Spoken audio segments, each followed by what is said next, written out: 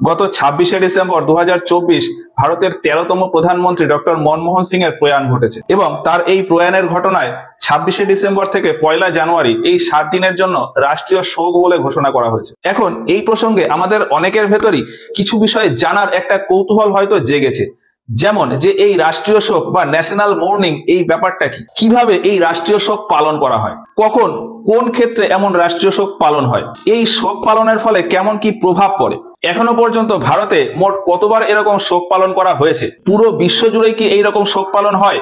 আর আরেকটা বিষয় সবার জানার খুব আগ্রহ থাকে যে কোনো একজন বিশিষ্ট ব্যক্তির প্রয়াণ ঘটলে বিভিন্ন সরকারি স্কুল, কলেজ বা অফিসে ছুটি ঘোষণা করা হয়, এটা কেন? তো এই সব বিষয় আজকের ভিডিওতে আমরা একটু বোঝানোর চেষ্টা করব। আর সবশেষে ভারতের এই প্রাক্তন প্রধানমন্ত্রী ডক্টর মনমোহন সিং সম্পর্কে অল্প কিছু বিষয় তোমাদের বলবো। তো প্রথমেই বলি যে রাষ্ট্রীয় শোক এই বিষয়টা কি।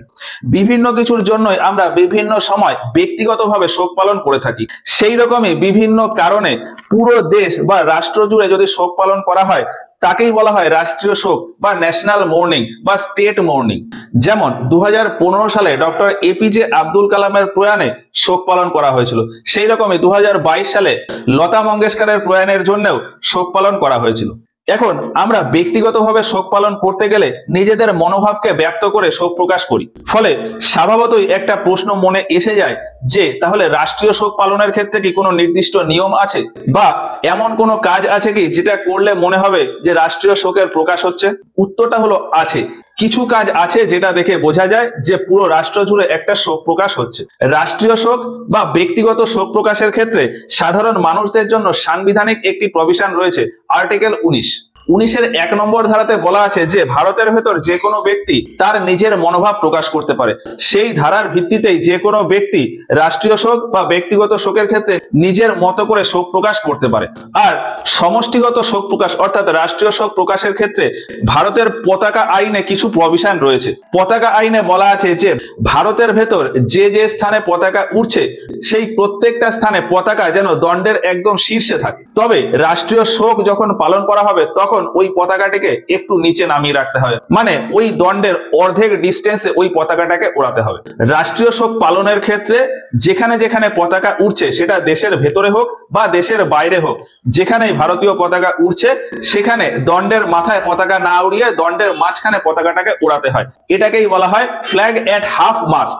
রাষ্ট্রীয় শোক পালনের ক্ষেত্রে এটি হলো প্রধান ইঙ্গিত।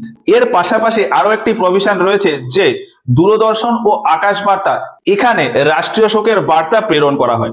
এছাড়া রাষ্ট্রীয় শোক প্রকাশের জন্য আরো কিছু কাজ করা হয়, যেমন বিভিন্ন সেরিমনি বা ফেস্টিভ্যাল অর্থাৎ বিভিন্ন অনুষ্ঠান যদি পড়ে তাহলে সেগুলিকে বন্ধ রাখা হয়, মানে তাতে রেস্ট্রিকশন দেওয়া হয়। যেমন ভারতের ভেতর কোনো একদিন হয়তো কোনো একজন বিশিষ্ট ব্যক্তির জন্মদিন পালন হচ্ছে বা অন্য কোনো গুরুত্বপূর্ণ একটি অনুষ্ঠান রয়েছে, এখন সেই দিন যদি রাষ্ট্রীয় শোক পালন করতে হয় তাহলে ওই সমস্ত অনুষ্ঠানকে বন্ধ রাখতে হয়। উদাহরণস্বরূপ বলি যে 1984 খ্রিস্টাব্দে যখন ইন্দিরা গান্ধী মারা যান তখন 13 দিনের জন্য রাষ্ট্রীয় শোক পালন করা হয়েছিল। আর এই শোক পালনের ভিতরেই ডক্টর সিভি রামনের বার্থডে বা জন্মদিন সেলিব্রেট করার একটা সেরিমনি ছিল, কিন্তু সেটাকে বন্ধ রাখা হয়। এছাড়াও সরকারি বা অফিসিয়াল যদি কোনো এন্টারটেনমেন্ট বা প্রোগ্রামের অ্যারেঞ্জমেন্ট করা থাকে তাহলে সেটাকেও পোস্টপোন করতে হয়। যেমন 2022 সালের 8ই জুলাই জাপানের প্রাক্তন প্রধানমন্ত্রী শিনজো আবে এর হত্যা হয়। এর ফলে 9 জুলাই সারা ভারত জুড়ে রাষ্ট্রীয় শোক পালন করা হয়। এখন 9 তারিখে দ্রৌপদী মুর্মুর কলকাতাতে ভিজিট করার কথা ছিল, কিন্তু ওই শোক পালনের জন্য এটিকে ক্যান্সেল করা হয়। এবার রাষ্ট্রীয় শোক পালনের জন্য আরো একটা কাজ করা হয় কখনো কখনো, যে সংসদের অধিবেশনের যে কাজ সেই অধিবেশনের কাজকে স্থগিত রাখা হয়। আর ভারতবর্ষের সমস্ত সরকারি অফিস বা প্রতিষ্ঠানে হাফ ডে হলিডে অর্থাৎ অর্ধেক দিন ছুটির ঘোষণা করা হয়। তবে এইখানেও একটুখানি কন্ডিশন আছে, সংসদের কাজ স্থগিত থাকবে কিনা বা বিভিন্ন সরকারি অফিস ও প্রতিষ্ঠানগুলি হাফ ডে হলিডে থাকবে কিনা সেটা কেন্দ্রীয় সরকারের উপর ডিপেন্ড করে। তারা যদি মনে করে যে শোক পালনের জন্য হলিডে দেবে তাহলে দেবে, আর যদি মনে করে যে না হলিডের প্রয়োজন নেই তাহলে দেবে না। আর তারা যদি মনে করে যে সংসদের কাজ বন্ধ রাখার প্রয়োজন নেই তাহলে তারা সেইভাবে চালিয়ে যাবে। এই পুরোটাই ডিপেন্ড করে কেন্দ্রীয় সরকারের উপর। আর ওই যে হাফ ডে হলিডের কথাটা বললাম, 1997 সালে এটাকে সংশোধন করে বলা হয় যে বর্তমানে যে প্রধানমন্ত্রী বা রাষ্ট্রপতি রয়েছে পদে থাকাকালীন তাদের যদি মৃত্যু ঘটে সেক্ষেত্রে রাষ্ট্রীয় শোক পালনের জন্য হাফ হলিডে ঘোষণা করা হবে। অন্য কারোর মৃত্যুতে বা অন্য কোনো কারণে হাফ হলিডে ঘোষণা করা যাবে না, আর যদি যায়ও সেটা ওই কেন্দ্রীয় সরকারের উপর ডিপেন্ড করবে। এবার প্রশ্ন হলো যে কখন কোন ক্ষেত্রে এই রাষ্ট্রীয় শোক ঘোষণা করা হয়। বলা হয় যে বর্তমানে যে প্রধানমন্ত্রী বা রাষ্ট্রপতি রয়েছেন বা প্রাক্তন প্রধানমন্ত্রী বা প্রাক্তন রাষ্ট্রপতি এদের প্রয়াণের ঘটনায় রাষ্ট্রীয় শোক ঘোষণা করা হবে। তবে সময় যেতে যেতে এই নিয়মে কিছুটা পরিবর্তন হয়ে যায়। বর্তমানে যেটা হয় যে প্রধানমন্ত্রী বা রাষ্ট্রপতি এরা তো আছেই, এর পাশাপাশি উপপ্রধানমন্ত্রী বা উপরাষ্ট্রপতি, চিফ জাস্টিস অফ ইন্ডিয়া, লোকসভার অধ্যক্ষ, কোন ক্যাবিনেট মন্ত্রী এদের প্রয়াণের ক্ষেত্রেও রাষ্ট্রীয় শোক ঘোষণা করা হয়। এছাড়া দেশে কোনো বিপর্যয় বা খুব ভয়াবহ কিছু ঘটলে সেক্ষেত্রেও রাষ্ট্রীয় শোক ঘোষণা করা হয়। আর এর পাশাপাশিও আন্তর্জাতিক বিভিন্ন বিষয়েও রাষ্ট্রীয় শোক ঘোষণা করা হয়।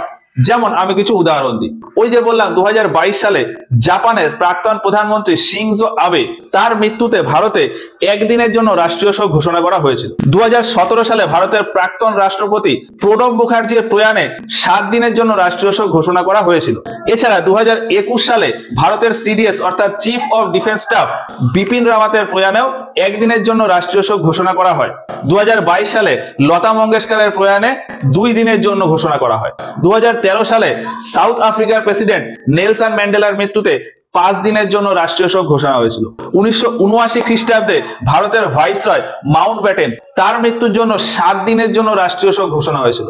আর ভারতে স্বাধীনতার পর প্রথমবার রাষ্ট্রীয় শোক ঘোষণা হয়েছিল 1948 খ্রিস্টাব্দে মহাত্মা গান্ধীর মৃত্যুতে, তখন 13 দিনের জন্য রাষ্ট্রীয় শোক পালন হয়েছিল। এখন এই রাষ্ট্রীয় শোক পালনের জন্য অফিসিয়াল কাজবাজ বন্ধ রাখা, সেরিমনি ক্যান্সেল করে দেওয়া বা কোনো প্রোগ্রামকে পোস্টপোন করে দেওয়া বা হাফ হলিডে বা ফুল হলিডে রাখা, এই সমস্ত কিছু হোক বা না হোক ন্যাশনাল ফ্ল্যাগের ক্ষেত্রে হাফ পাঁচটা করে রাখতে হয়, মানে পতাকা অর্ধেক নামিয়ে রাখতে হয়। ভারত যেমন বিভিন্ন কারণে রাষ্ট্রীয় শোক পালন করে, সেই রকম বিশ্বের প্রত্যেকটা দেশই তাদের নিজেদের মতন করে রাষ্ট্রীয় শোক পালন করে। ভারতের স্বাধীনতার পর পুরো বিশ্বে সব থেকে বেশি দিন ধরে রাষ্ট্রীয় শোক পালন হয়েছিল গ্রিসে 1947 খ্রিস্টাব্দে। গ্রিসের তখন রাজা ছিল জর্জ দ্বিতীয়।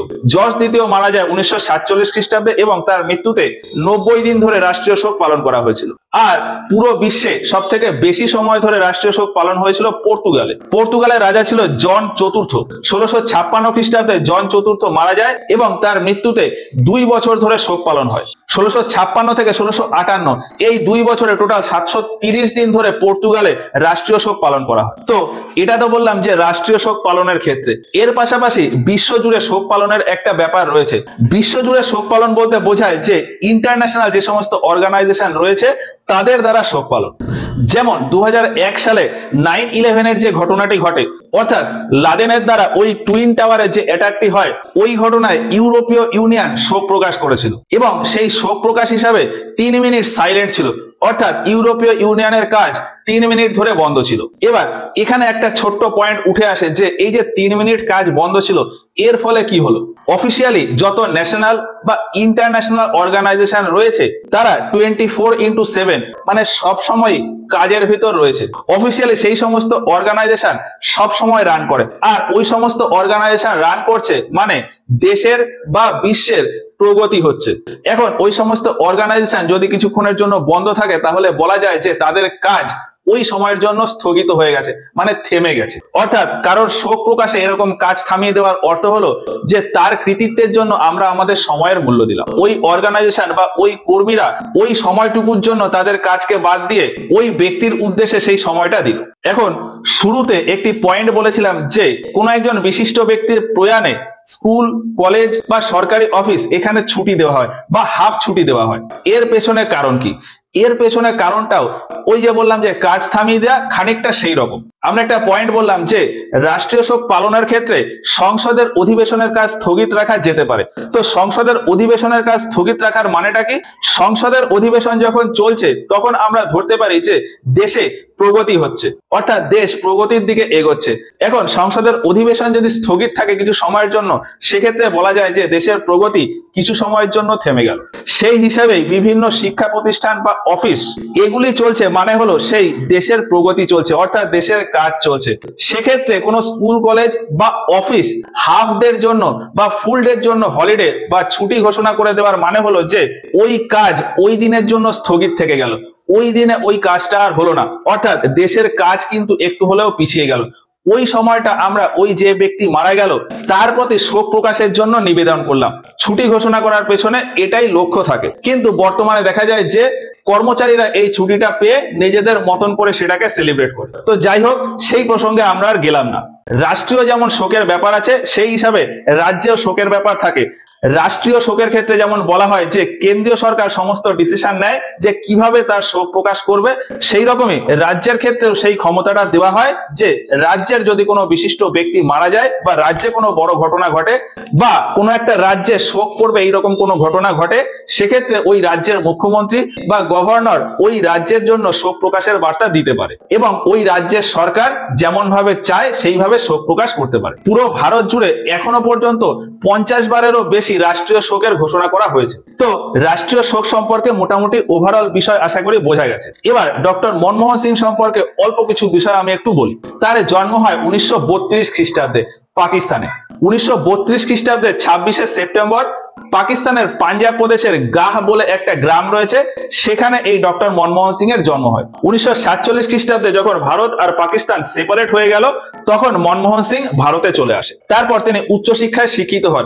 ইংল্যান্ডে অক্সফোর্ড ইউনিভার্সিটি থেকে তিনি ইকোনমিক্সে পিএইচডি করেন। 1966 থেকে 69 এই 3 বছর তিনি ইউএনও অর্থাৎ ইউনাইটেড নেশনস অর্গানাইজেশন এখানে কাজ করেছিলেন। তারপর তিনি ভারতে চলে আসেন 1970 খ্রিস্টাব্দে। 1970 খ্রিস্টাব্দে ভারতে এসে তিনি ভারতীয় রাজনীতিতে প্রবেশ করেন। তখন ললিত নারায়ণ মিশ্র এই মনমোহন সিংকে ministry of commerce and industry এর অ্যাডভাইজার হিসাবে রেখে দেন। তারপর 1972 থেকে 76 এই 4 বছর তিনি ভারত সরকারের চিফ ইকোনমিক অ্যাডভাইজার হিসাবে ছিলেন। তারপর 1982 থেকে 1985 খ্রিস্টাব্দ তিনি আরবিআই এর গভর্নর ছিলেন। এরপর 85 থেকে 87 এই 2 বছর তিনি প্ল্যানিং কমিশনের হেড ছিলেন। তারপর 1991 খ্রিস্টাব্দে তিনি ফাইন্যান্স মিনিস্টার হন। 1991 থেকে 96 এই 5 বছর ধরে তিনি ভারতের ফাইন্যান্স মিনিস্টার ছিলেন। সেই সময় ভারতের প্রধানমন্ত্রী ছিলেন পিভি নরসিংহ রাও। ডক্টর মনমোহন সিং এর পরামর্শে পিভি নরসিংহ রাও ভারতে এলপিজি পলিসি নিয়ে আসেন। এলপিজির পুরো নাম ছিল লিবারালাইজেশন, প্রাইভেটাইজেশন আর গ্লোবালাইজেশন। ভারতীয় অর্থনীতিকে আরো শক্তপোক্ত করার জন্য এই এলপিজি পলিসি আনা হয়। আর এরপর থেকে ভারতের অর্থনীতি একটা অন্য মোড় নিয়ে নেয়। এরপর 1998 খ্রিস্টাব্দে তিনি রাজ্যসভার একজন এমপি হন। রাজ্যসভার কংগ্রেস পার্টির একজন এমপি ছিলেন। 1998 থেকে 2004 খ্রিস্টাব্দ পর্যন্ত তিনি রাজ্যসভার এমপি ছিলেন। এই সময় ভারতের প্রধানমন্ত্রী ছিলেন অটল বিহারী বাজপেয়ী।